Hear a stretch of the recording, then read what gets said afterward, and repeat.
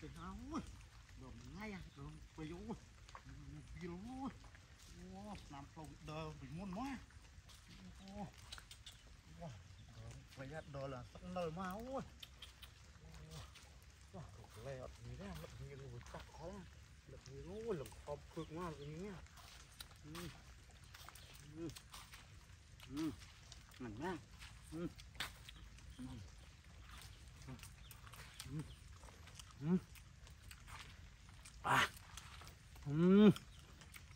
cành hoa không làm cắt lẹ được một dao không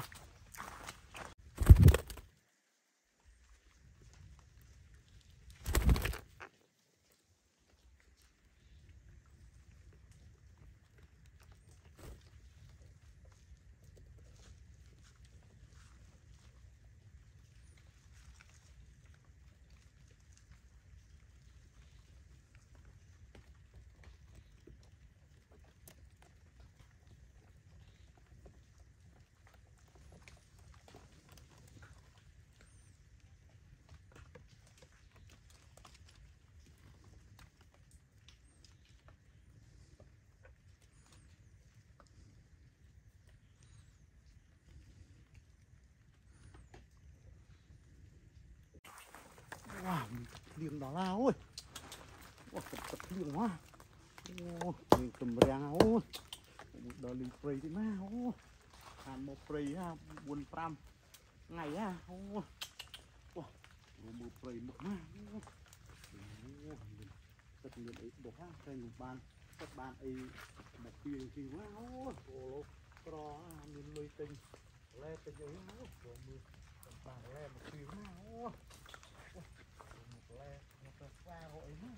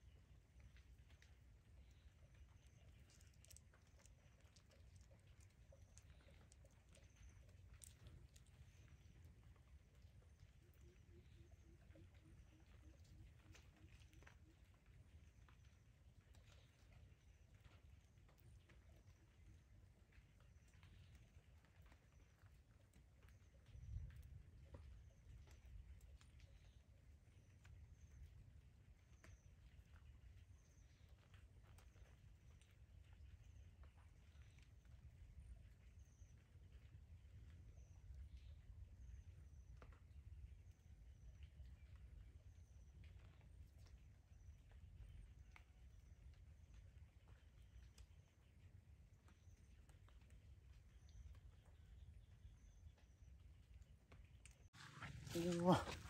wow wow wow wow sụp wow wow sụp bái wow wow chặt chạo wow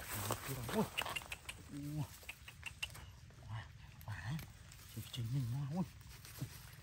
wow wow wow nhá wow wow với nhau wow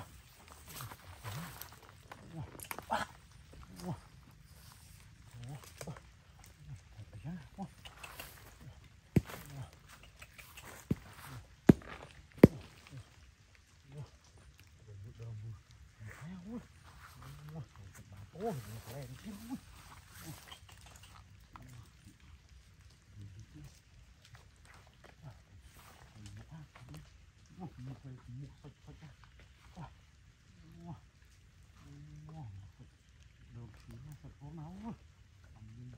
sạch bộ cái nồng đông bắn nữa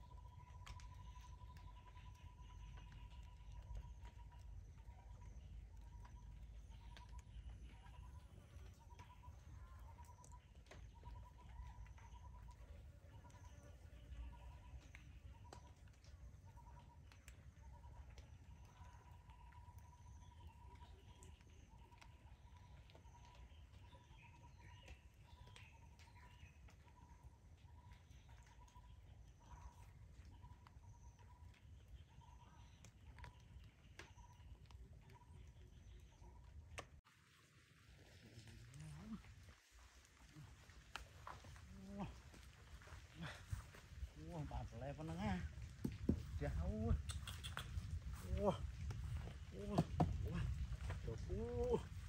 ô làm được bột sạt nấu à ôi nè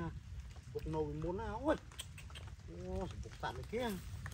tùm nhỏ hơi này nhỏ tàu này con việt thùng hơi tàu ba áo bột này nó đi được bột sạt đấy à nó yang sạt thế ra con biết rồi mưa đập rầy mốc áo rầy nhá rồi chứ thùng ỏ nhé bộ rầy mốc thế nhá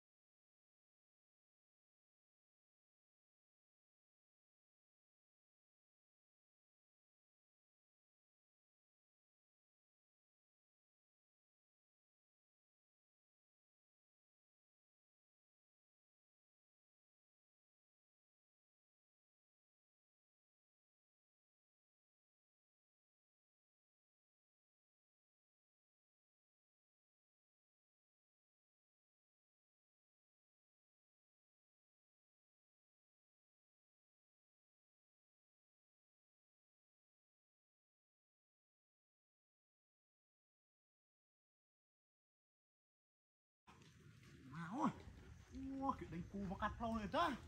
chứ đánh cua đồ cù cung mà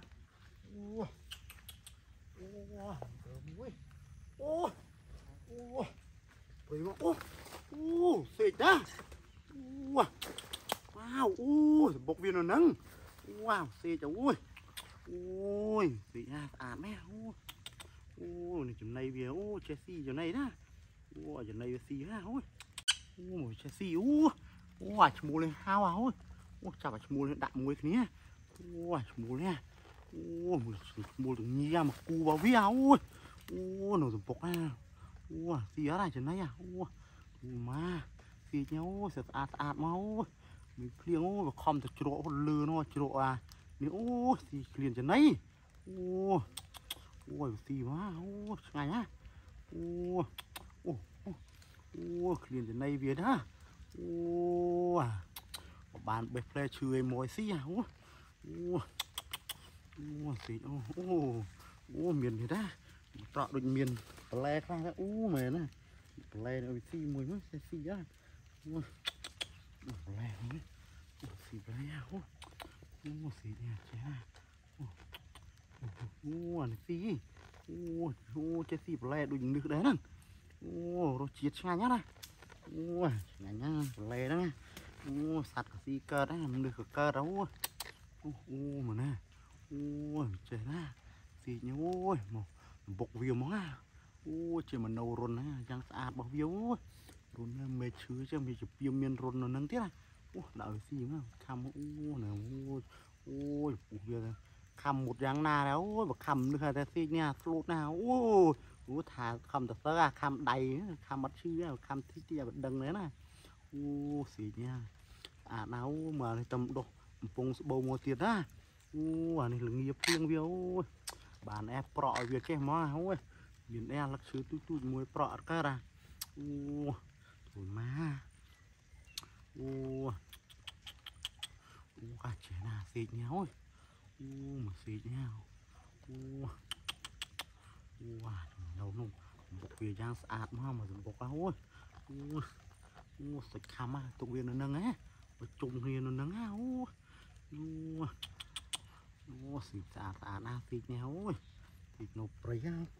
thế không lấy những cái đùng cái ạ rạ ấy mà nó cái xa sắt bấy thế xa ấy đó bản sắt bấy thư thông wow tụng viên nó một bông viêu một bông nè bông viêu miền à thông mới tụi mới bông viêu nó nhỏ nhang non nấu nâng bán cất con cất chảo trơn xịt bấy à phải chế nào nè chmú lên rồi thế lần tao lư cho mình nhí à mình nhí nấu nên hốt à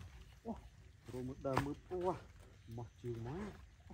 rồi mới tao phải một nữa